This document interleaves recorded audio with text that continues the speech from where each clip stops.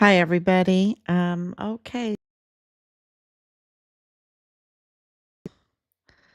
600, no,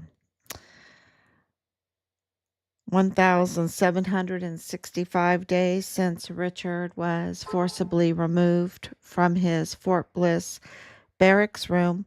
That's right, on a secured, supposed to be secured base. It wasn't, it was insecured. They were compromising the soldiers by just letting everything go in there.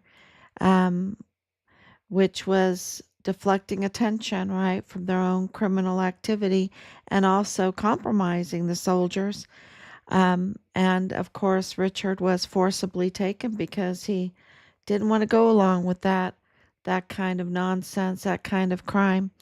And they took his life. They took his life because you see, he was a whistleblower and also a witness that was aligned with President Trump and what was going on in 2020. 2020 was that election year, right?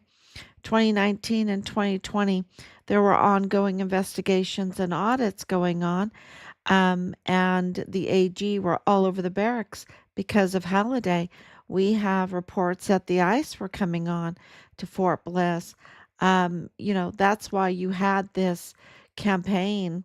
I believe it because the evidence corroborates what I'm about to say, is that's why there was such a, let me make sure that everything's going. Because the evidence. Yes, thank you. I can see everything. That the evidence shows that the ICE were investigating this huge billion-dollar criminal trafficking network, and that the law enforcement was. And so you remember in 2019 and 2020 where they were all about defund the police and ICE, and the media covered the border agents so terribly. They were so against them, and that's because they were under the orders of a commander in chief that really wanted law and order, and that was President Trump. He was actually auditing, he was actually investigating. And here comes distinguished honor graduate Richard Halliday, the stellar soldier that was not compromised, that can absolutely be a witness and corroborate the suspicions and the findings of the investigation of the Trump administration. And so that's what they had against Richard. Um, it was a very powerful time, and that's why they took his life. That's why they worked very, very hard first to compromise him and to smear him, right, unjustly and falsely. And they couldn't do it. They absolutely couldn't do it. They tried, but they couldn't do it. They even tried framing him, but they couldn't do it. He was just a stellar soldier, a very grounded soldier. And also, he had aspirations to be a special agent in the CID. So he was really, all for law enforcement, all and not for being a dirty special agent like Tavita Nusa or Marlon Soto and others. But he truly, and he always loved it. He always loved law enforcement. He always loved like the Sherlock Holmes and the um what are those the more modern program suits, and um I wanted to say Columbo, but that's older one. There's a one that's kind of funny. Psych. He used to like to watch Psych. There's several that he really really liked, and he wanted to be, and that's corroborated by the CID there, in on Fort Bliss, that he had inquired right away on what he needed to do to become a special agent in the CID. So he was all about law enforcement. He just could not be compromised, And of course, he was a writer. You saw that with his letter that he wrote to his grandparents. So of course he kept a journal. Of course he made notes. Of course he had evidence for what he saw. And we are getting more and more information about that. And of course, things that we have in his personal belongings, the evidence that really reveals what was going on. So, and we have a mountain of evidence. And of course, Richard's case also has a whistleblower, and not just any whistleblower, but a judge in his official capacity who recognized that Richard's murder case was murder investigation was being tampered with, was being compromised also, and filed a whistleblower complaint about the tampering within the CID.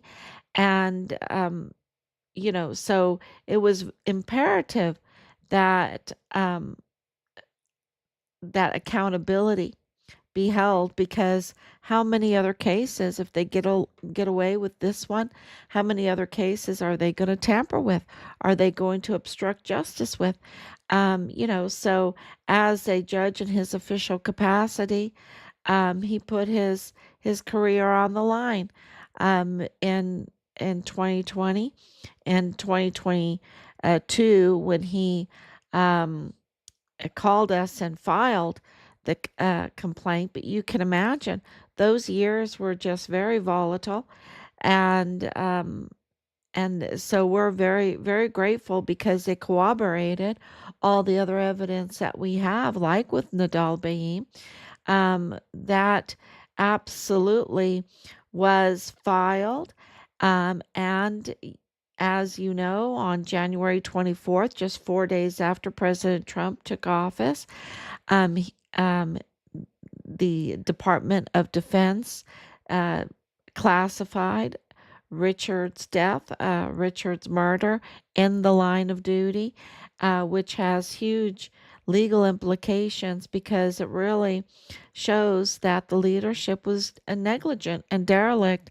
And even worse than that, that our evidence that they engaged in intentional obstruction of justice, intentional tampering with Richard's investigation, intentional um, harassment and bullying to our family, right? Intentional retaliation against Richard. That this really um, solidifies uh, the evidence that absolutely is trustworthy. And that's what everything is about right now, is what is trustworthy. I get asked that all the time. What is trustworthy? And so we uh, can tell you that we back up what we're saying with multiple pieces of evidence. And we have so much hard evidence.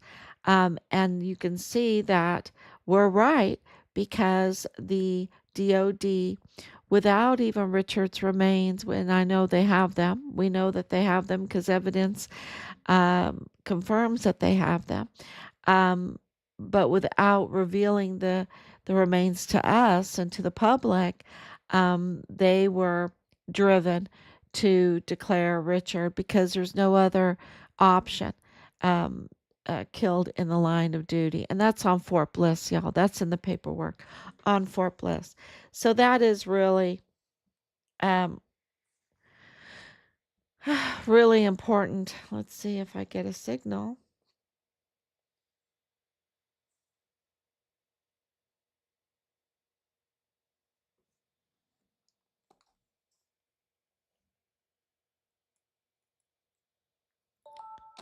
I can continue. My signal is not too good.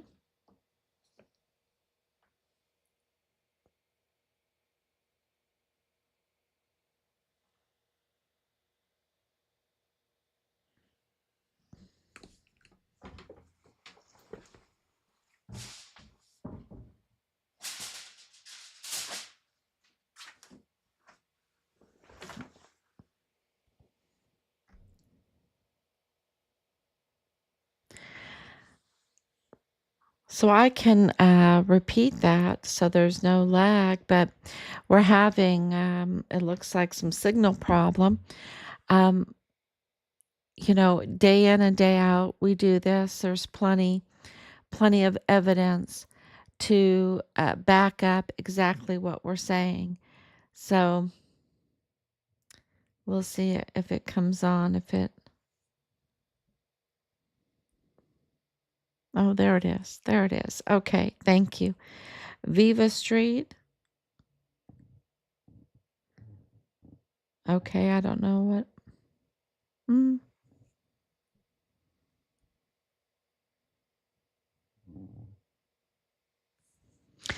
So,